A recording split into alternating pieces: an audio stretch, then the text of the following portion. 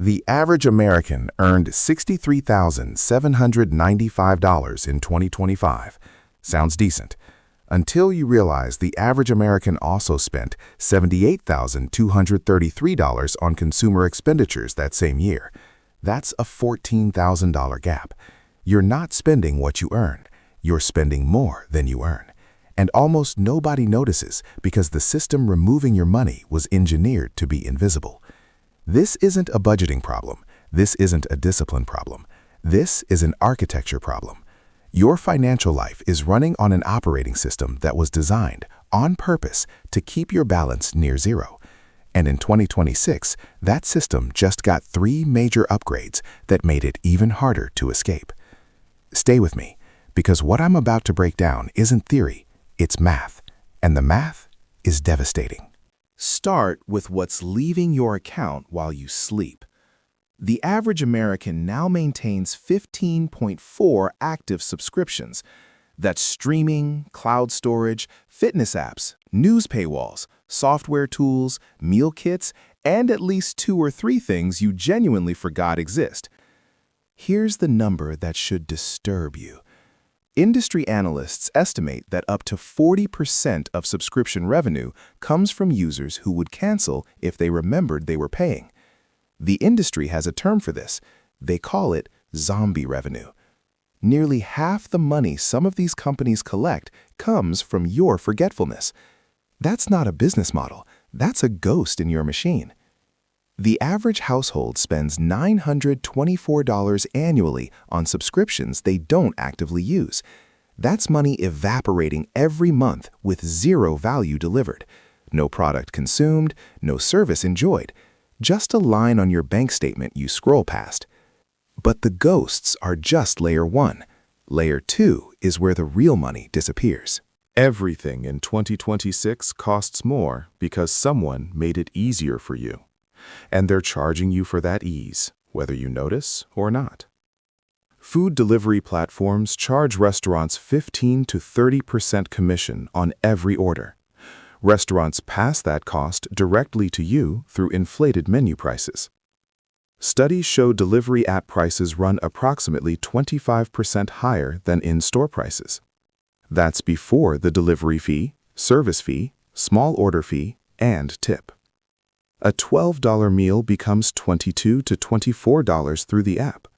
That's an 83% markup for someone to drive 10 minutes.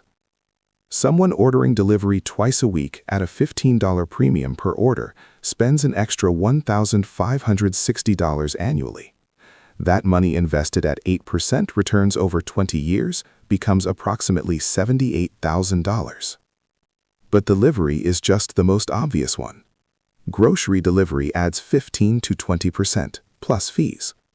Rideshares surge price based on demand, location, and time of day. Quick commerce apps charge convenience fees for the convenience of being convenient. If you tracked every convenience markup you paid in a single month, for most people it lands between $400 and $800. That's not money you consciously spent. That's money the system quietly extracted because the interface was designed so you'd never see all the costs on one screen at the same time. Here's where the architecture gets genuinely disturbing. 20 years ago, spending money had friction. You walked into a store. You pulled out physical cash. You watched bills leave your hand. Your brain registered loss. That friction was a feature, not a bug. It made you think before you spent. In 2026, every piece of that friction has been surgically removed. One-click ordering, auto-renewals you set once and forget forever. Tap to pay that takes less than a second. Saved credit cards on every platform. Buy now, pay later services that let you spend money you haven't earned yet. Here's the data. Buy now, pay later users spend 10 to 40% more than they would paying upfront. The psychological trick is simple. A $200 purchase feels expensive. 4 payments of $50 feels manageable. Your brain processes the smaller number and ignores the total. You buy things you wouldn't have bought and couldn't actually afford. Nearly 40% of Buy Now, Pay Later users have missed at least one payment. Late fees stack. The free financing becomes expensive debt. These services exist because they're profitable. They're profitable because they exploit the gap between what you want and what you actually can pay for. Spending in 2026 requires a thumb.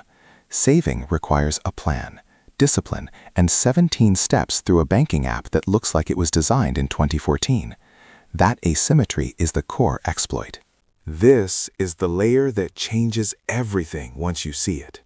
And I genuinely have not seen another video explain this. You've been told your whole life that time is money. But in 2026, that equation has been hacked. The system doesn't just take your money, it takes your time first, then charges you money to get the time back. You work longer hours to earn more, but you have no time to cook, so you pay $24 for a delivered burrito. You have no time to shop in person, so you pay the delivery markup. You have no time to compare prices, so you pay whatever comes up first. You have no time to cancel subscriptions, so you stay subscribed to things you forgot about. The system took your time, then sold it back to you at a premium. And the cycle feeds itself. You work more to cover the premiums, which gives you less time, which forces you to pay more premiums. The loop is the product, and you're inside it. The math is clear. Between ghost subscriptions, convenience markups, frictionless overspending, and the time loop, the average person is losing $5,000 to $12,000 annually to systems designed to be invisible. That money invested consistently over 20 years at 8% returns is $250,000 to $600,000. That's not budgeting advice. That's a house. That's retirement. That's freedom. Here's what actually works. Kill the ghosts. Pull up your bank statement today. Cancel every subscription you forgot about. That alone saves most people $50 to $80 per month immediately. Add friction back. Delete saved payment methods. Turn off one-click buying. Make every purchase require a conscious decision. You're not building discipline. You're patching the exploit. Break the time loop.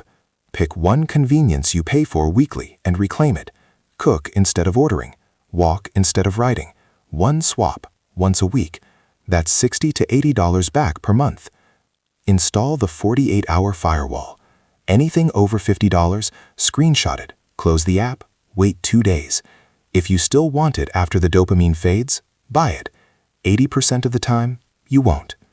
The economy in 2026 wants you spending unconsciously. Algorithms trigger purchases. Marketing manufactures desire. Financing removes the friction of not having money. Your only defense is seeing the system for what it is. You're not broke because you're bad with money. You're broke because the machine is good at its job. But now you can see the code. And once you see it, you can rewrite it. Drop a comment and tell me which layer hit you hardest. The ghosts, the markup, the friction trap, or the time heist. And if this made you think differently, even for 1 second, subscribe. I'm making more of these. Stuff that actually opens your eyes instead of telling you to stop buying coffee. Go check your bank statement. I'll see you in the next one.